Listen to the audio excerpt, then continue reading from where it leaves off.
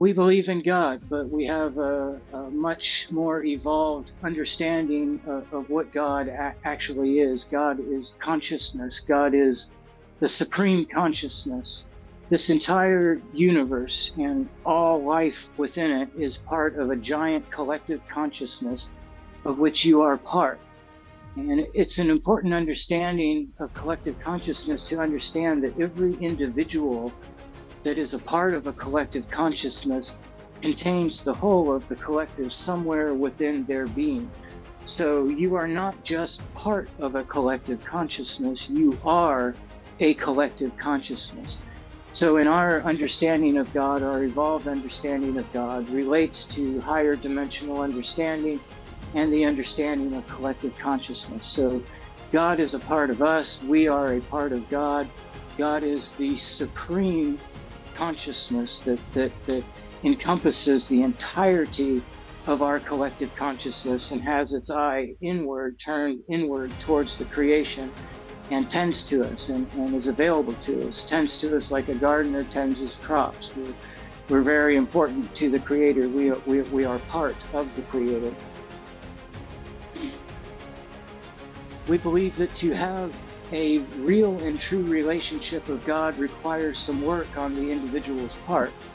That the religions that have been provided have massively fallen short because they provide no system of evolution. There's no raising of the self in higher dimensional capacity to come closer to God.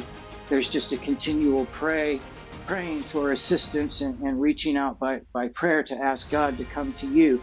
Well, evolution is a two-way street. God is our parental consciousness and is there to help us and to guide us. But like any true and good parent, God expects us to have some level of growth. We have to take our own actions. We have to have our own disciplines, and our parental consciousness will always be there to support us.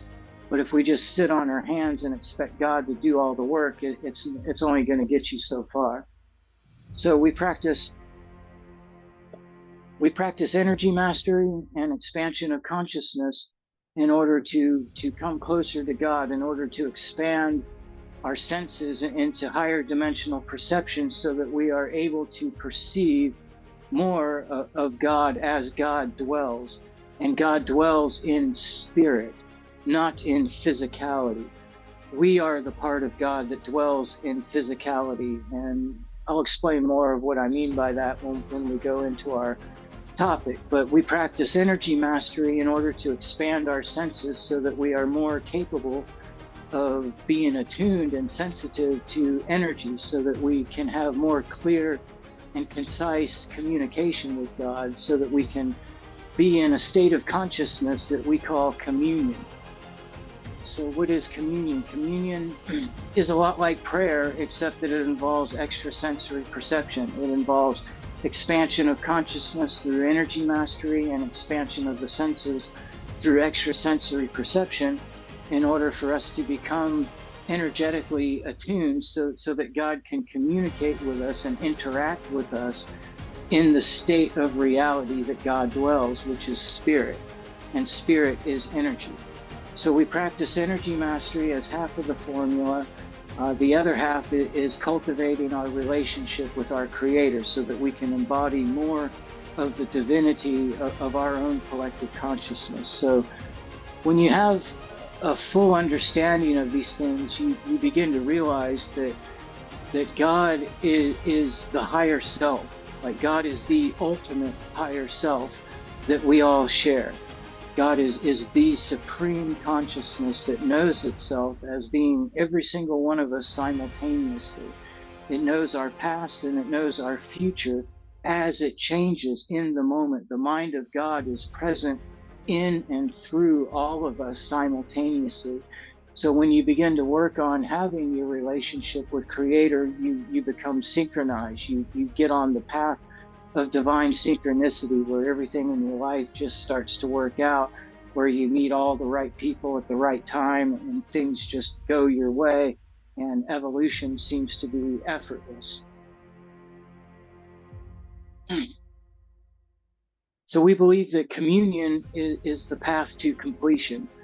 For a long time as an energy mastery practitioner, I practiced and dove deep into energy mastery without cultivating my relationship with God. And I can testify that you can go pretty far like that. But if you're willing and wise enough to cultivate your relationship with God, you're going to grow in leaps and bounds beyond the person who insists on doing everything by themselves. So the universe has a creator. You were created.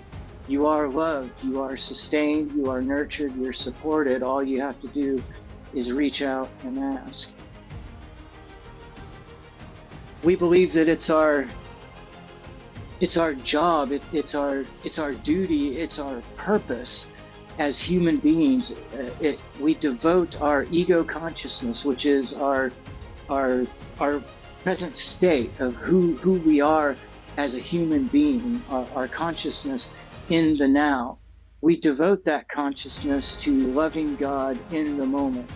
Love being a force, an attractive force. Love is not a vibration. It's often confused. People confuse love with joy, with bliss, with compassion, with all of these positive mental and emotional states. Love is damn near impossible to define, just like God is. But love is definitely not a vibration. That is what light is. Love is a property of the space that the light or the vibration flows through. So the positive side of love, that space is nurturing, it's attractive, it has a holding force to it, so that when light flows through love, it gets amplified, so it shines brighter, and it gets harmonized. So love is a force that amplifies and harmonizes light, and willpower or the mental is projected through light. So in order to receive the will of God, in order to have the will of God impact your life and to cause miracles to happen within you, both the health of your body and the events of the reality you experience, we open up in love to provide God's space to dwell in spirit, which is energy, which is light, which is vibration, inside of our being. So by devoting your human consciousness, your ego, to loving God in the moment, you provide space for that divinity to begin to dwell inside of you.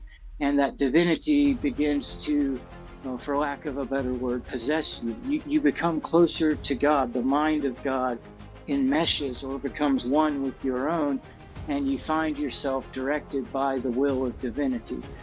And once again, this is not surrender to some outside force that wants or needs this for some reason. This is your own alignment with your own higher self. God is the supreme consciousness that is the higher self of all of us. So those are our core beliefs. That's what we work on here, and that's what we do. We have a social networking forum that is a donation-based community, meaning that you pledge a monthly donation and you get to be a part of our community. And it's a social networking forum very similar to Facebook, where we can all dialogue and interact with each other. And we do live streams, and we have pre-recorded video lessons there. It's a monthly donation that you pledge to, and then month by month you unlock lessons from Avatar Energy Mastery and from the Metaphysical Church of the Tree of Life.